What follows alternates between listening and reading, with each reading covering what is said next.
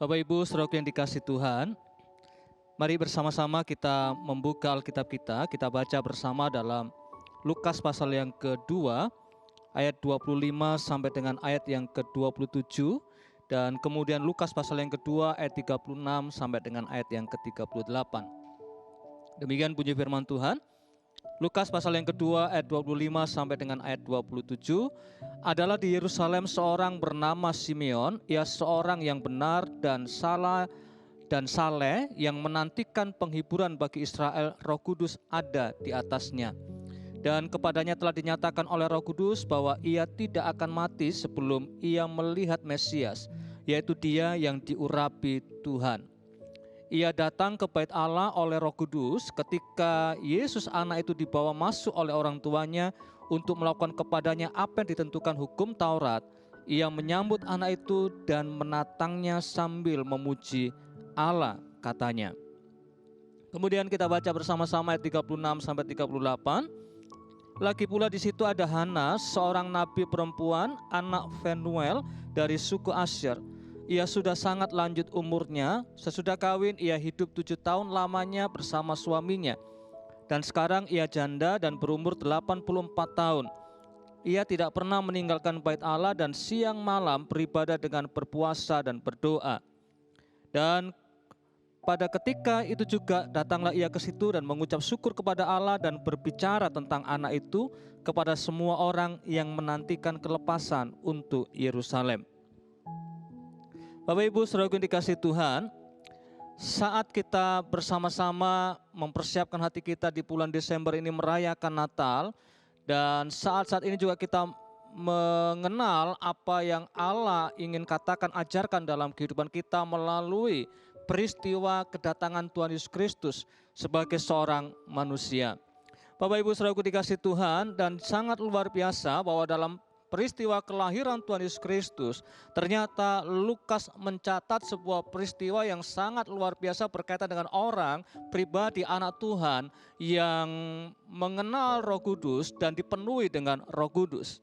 Hari ini saya mengajak saudara untuk bersama-sama kembali menjadi pribadi-pribadi gereja Tuhan yang mengerti tentang pribadi Allah yang sangat luar biasa yang tinggal di dalam diri kita, yaitu Roh Kudus. Bapak Ibu saudaraku dikasihi Tuhan, apa yang kita baca adalah kisah tentang seorang yang bernama Simeon dan Hana. Simeon dikatakan adalah orang yang benar dan saleh yang menantikan penghiburan bagi Israel.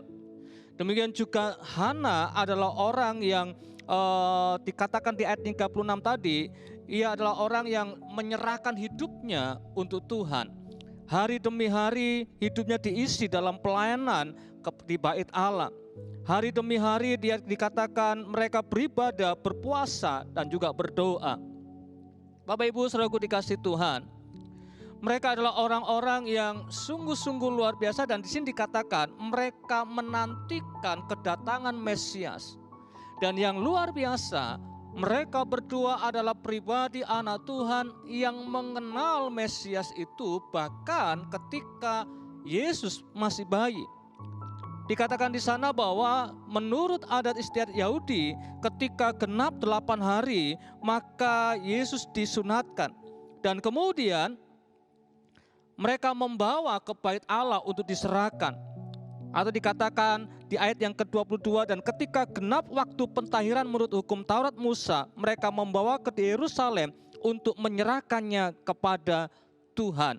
Seperti ada tertulis dalam hukum Taurat, semua anak laki-laki sulung harus dikuduskan bagi Allah, dan untuk mempersembahkan korban menurut apa yang difirmankan dalam hukum Taurat, yaitu sepasang burung tekukur atau 2 ekor anak burung merpati. Bapak Ibu saudaraku dikasihi Tuhan, sebagai orang Yahudi maka Yusuf dan Maria membawa anak sulungnya yang bernama Yesus ini datang ke bait Allah dan menyerahkan ke tangan Allah. Nah, sekali lagi yang menarik adalah kedua orang ini, yaitu Simeon dan Hana, ketika Yesus bersama orang tuanya datang, mereka mengenali bayi ini sebagai seorang Mesias, sebagai seorang yang dipakai Tuhan, sebagai seorang yang akan membawa kelepasan bagi umat manusia. Bapak Ibu saudaraku dikasihi Tuhan, dan pertanyaannya adalah mengapa Dan bagaimana mereka bisa mengenali Yesus yang masih bayi itu sebagai Mesias dan sebagai pengharapan yang sejati bagi orang-orang Israel. Dalam ayat-ayat yang kita baca, kita menemukan jawaban yang menarik bagaimana mereka menjadi pribadi-pribadi yang mengenal dan tahu persis kedatangan Mesias ini. Yang pertama, saudaraku, mereka dikatakan di ayat yang ke-25, kita lihat dalam apa yang dialami atau apa yang terjadi dalam kehidupan Simeon ini. Ia adalah seorang yang benar dan saleh, yang menantikan penghiburan bagi Israel. Roh Kudus ada di atasnya. Yang pertama, karena mereka atau Simeon ini dipenuhi dengan Roh Kudus. Bapak Ibu saudaraku dikasih Tuhan, sebagai orang Kristen kita mengenal tentang pelayanan Roh Kudus. Seringkali kita sebutkan ketika peristiwa pencurahan Pentakosta di Kisah Para Rasul. Ketika gereja mula-mula menantikan, berdoa, dan Tuhan mencurahkan Roh Kudus-Nya. Tetapi dalam kisah kelahiran Tuhan Yesus Kristus, ternyata kita juga melihat bahwa Roh Kudus sudah hadir, Roh Kudus sudah bekerja bagi orang-orang percaya. Dan ini adalah satu kebenaran bagaimana Roh Kudus bekerja dalam kehidupan orang percaya. Dan terlebih lagi sejak Kisah Para Rasul pasal yang kedua, maka Roh Kudus diberikan kepada semua orang yang percaya, tidak hanya orang-orang tertentu. Tapi saudaraku dikasih Tuhan, ini membawa saudara dan saya untuk menjadi orang-orang yang bisa mengerti setiap tuntunan Tuhan berdasarkan contoh dari kehidupan Simeon dan Hana. Ini adalah kehidupan yang dipenuhi oleh Roh Kudus. Bapak Ibu saudaraku dikasih Tuhan, gereja Tuhan hari-hari ini saudara dan saya, mari kita perhatikan, kita renungkan kembali, kita lihat kembali diri kita, sejauh mana saudara dan saya terus mengizinkan Roh Kudus berkuasa dan memenuhi hidup kita. Terlebih Bapak Ibu sebagai gereja Tuhan yang percaya, dan kita disebut sebagai gereja karismatik, gereja Pentakosta, bagaimana saudara dan saya memberikan hidup kita, gereja kita, mengizinkan Roh Kudus berkarya lebih lagi dalam hidup kita. Tidak hanya mengenal, tidak hanya tahu tentang kebenaran pengajaran tentang Roh Kudus, tetapi hidup di dalam Roh Kudus itu sendiri, dipenuhi dengan Roh Kudus. Istilah yang dipakai di sini adalah Roh Kudus ada di atasnya. Bapak Ibu saudaraku dikasih Tuhan, kemudian hal yang kedua yang kita perhatikan di sini, bagaimana mereka menjadi orang-orang yang mengerti apa yang Allah sudah kerjakan dan penggenapannya terjadi dan mengenali Mesias ini, saudaraku, dikatakan di ayat yang ke-26. Mari kita memperhatikan di sana. Dan kepadanya telah dinyatakan oleh Roh Kudus bahwa ia tidak akan mati sebelum ia melihat Mesias, yaitu Dia yang diurapi Tuhan. Saudaraku dikasih Tuhan, sangat jelas di sana dikatakan bahwa dan kepadanya telah dinyatakan oleh Roh Kudus. Ada pernyataan, ada pewahyuan, ada tuntunan yang diberikan kepada Simeon apa yang akan terjadi dalam kehidupannya. Bahwa ia tidak akan mati sebelum ia melihat Mesias. Bapak Ibu saudaraku dikasih Tuhan, mereka bisa mengerti, mengenal tentang bayi Mesias ini, bayi Yesus ini, karena Roh Kudus menyatakan kebenaran ilahi kepada mereka. Itu juga disampaikan kepada Hana. Dia tahu, dan di ayat yang ke-38 tadi dikatakan, dan pada ketika itu juga datanglah ia ke situ dan mengucap syukur kepada Allah dan berbicara tentang anak itu kepada semua orang yang menantikan kelepasan untuk Yerusalem. Kedua orang ini adalah orang yang di mana Roh Kudus menyatakan kebenaran, di mana Roh Kudus menyatakan pewahyuannya, di mana Roh Kudus memberikan tuntunan-tuntunan atau firman-Nya kepada mereka. Bapak Ibu saudaraku dikasih Tuhan, dalam kehidupan sehari-hari saya berharap saudara semuanya menjadi orang Kristen sekali lagi, tidak hanya tahu kita punya Roh Kudus, tidak hanya tahu bahwa ada pribadi Roh Kudus tinggal dalam diri kita, tapi saudaraku, mari kita buka hati kita juga untuk senantiasa siap untuk mendengar pernyataan-pernyataan ilahi dalam kehidupan saudara dan saya. Allah berbicara, Allah menyatakan pernyataannya. Ketika gereja mula-mula di dalam Kisah Para Rasul, di situ hampir semua orang mulai diizinkan Tuhan, di mana Allah mencurahkan Roh-Nya. Tidak hanya orang-orang tertentu. Itulah sebabnya firman Tuhan berkata bahwa tidak tahukah kamu bahwa tubuhmu adalah bait Roh Allah, dan Roh Allah tinggal di dalam diri kamu. Saudaraku dikasih Tuhan, Roh Kudus ada dalam diri saudara dan saya. Tetapi mari tidak hanya sekedar tahu bahwa Dia ada dalam diri kita. Buka hati saudara dan nantikan pewahyuannya, tuntunannya dalam hidup saudara secara pribadi. Secara pribadi. Bapak Ibu Saudaraku dikasih Tuhan, gereja Tuhan hari-hari ini seharusnya saudara dan saya tidak hanya bergantung kepada 1-2 orang yang saudara anggap sebagai orang yang mengerti tuntunan Tuhan. Tidak hanya bergantung kepada 1-2 orang yang saudara anggap sebagai orang yang diurapi Tuhan. Tidak bergantung kepada 1-2 orang yang saudara anggap sebagai seorang rohani atau pemimpin rohani. Tapi gereja Tuhan, saudara dan saya harus membuka hatimu untuk mengerti tuntunan Tuhan dalam kehidupanmu secara pribadi. Bagaimana Allah menuntun langkah-langkah hidup saudara. Bagaimana Allah membawa hidup saudara sehingga saudara dan saya menggenapi apa yang menjadi tujuan Allah dalam kehidupan kita. Bapak Ibu Saudaraku dikasih Tuhan, kedua pribadi anak Tuhan yang kita pelajari hari ini yaitu Simeon dan Hana adalah pribadi yang mengizinkan Roh Kudus juga berbicara di dalam kehidupan mereka. Dan itulah sebabnya saudaraku dikatakan tadi saudaraku, nanti dikatakan di ayat yang ke-27. Mari kita baca sekarang Lukas pasal yang kedua ayat yang ke-27. Ia datang ke bait Allah oleh Roh Kudus ketika Yesus anak itu dibawa masuk oleh orang tuanya untuk melakukan kepadanya apa yang ditentukan hukum Taurat. Saudara perhatikan di sana, kebenaran dari poin yang pertama, poin yang kedua tentang Roh Kudus tinggal dalam diri saudara, Allah menyatakan kebenarannya. Maka di sini ayat 27 dengan jelas mengatakan, ia datang ke bait Allah oleh Roh Kudus.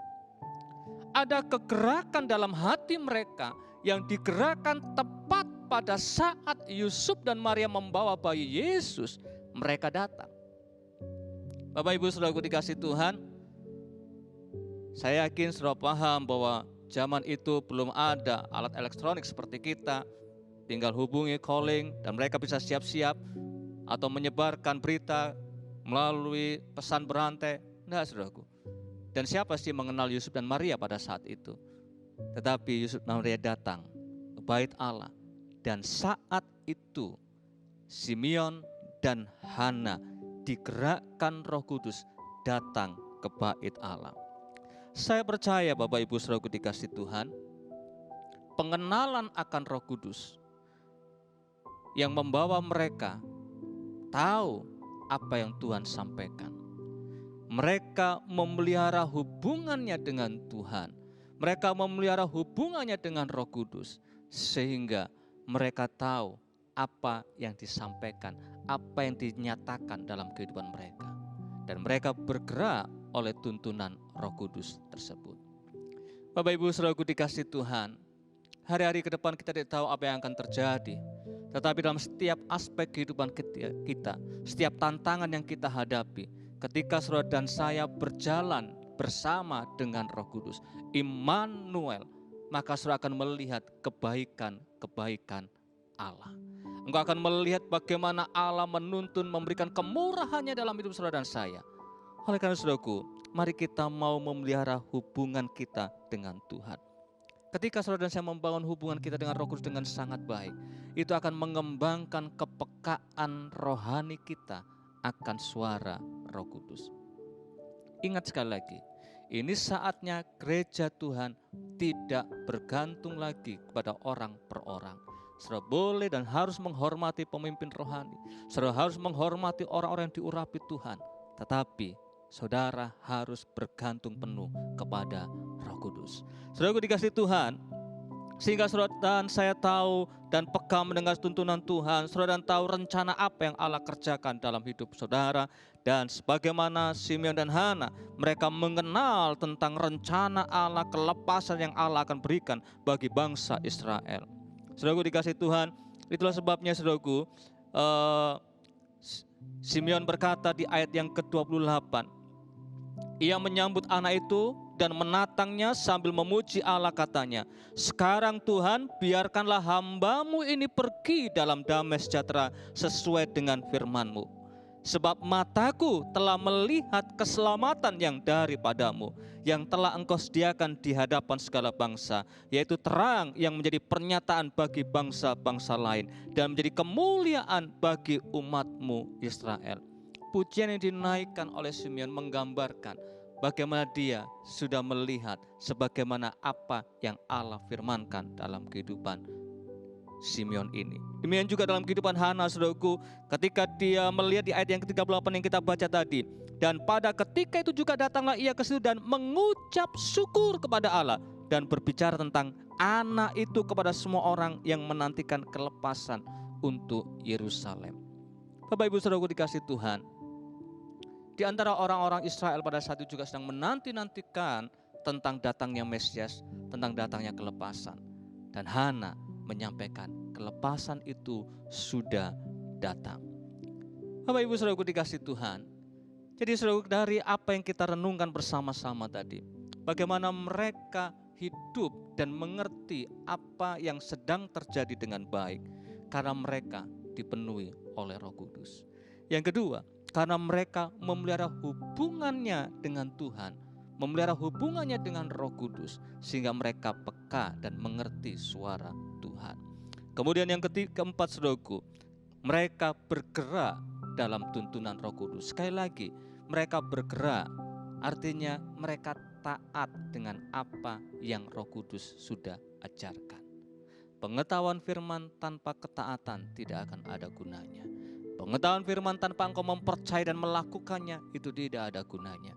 Tetapi saudaraku dikasih, hidupmu akan diubahkan ketika engkau mengerti, mengenal tuntunan Tuhan dan melakukannya. Nah, yang terakhir saudaraku, bagaimana kita membangun hubungan kita dengan Tuhan? Mari kita belajar dari Hana, saudaraku. Dijelaskan di dalam ayat ini sesuatu yang sangat penting dan kita kembangkan dalam hidup kita sehari-hari. Sekalipun mungkin saudara dan saya tidak seperti dalam 100% seperti apa dilakukan oleh Hana, tapi garis besarnya ini akan menjadi acuan kita. Perhatikan bersama-sama ayat yang ke-37. Lukas pasal yang kedua ayat 37. Dan sekarang ia janda dan berumur 84 tahun. Perhatikan bagian ini. Ia tidak pernah meninggalkan bait Allah dan siang malam beribadah dengan berpuasa dan berdoa. 3 hal yang dilakukan sangat jelas oleh Hana. Beribadah, berpuasa, dan berdoa. Dan semuanya berkaitan membangun hubungannya dengan Tuhan. Bapak Ibu saudaraku dikasih Tuhan, sekalipun Bapak Ibu saudara semuanya harus beribadah secara online, mari lakukan dengan benar. Beribadah. Kemudian yang kedua saudaraku, berpuasa. Bagaimana saudara dan saya hari-hari ini, sudahkah atau masihkah kita melakukan berpuasa ini? Dan kemudian yang ketiga, berdoa. Berdoa, berpuasa, beribadah, memberikan hidup kita sepenuhnya kepada Tuhan. Sekali lagi, bukan berarti saudara meninggalkan pekerjaan saudara, meninggalkan segala sesuatu dalam hidup rumah tangga saudara, dan kemudian saudara hanya tinggal di bait Allah. Tidak, saudaraku. Saya percaya Hana dikatakan memang di sini dikatakan dia siang malam beribadah, bukan berarti dia siang malam ada di bait Allah, tetapi seperti pernyataan penggambaran yang jelas bagaimana mereka membangun hubungan beribadah dengan sungguh-sungguh kepada Tuhan. Bapak Ibu saudaraku dikasih Tuhan, saya percaya ketika saudara saya memelihara kehidupan ini sebagaimana Hana lakukan, tetap beribadah, tetap berpuasa, tetap berdoa, itu akan membawa kita semakin mengerti apa yang akan Tuhan ajarkan dalam hidup kita sehari-hari.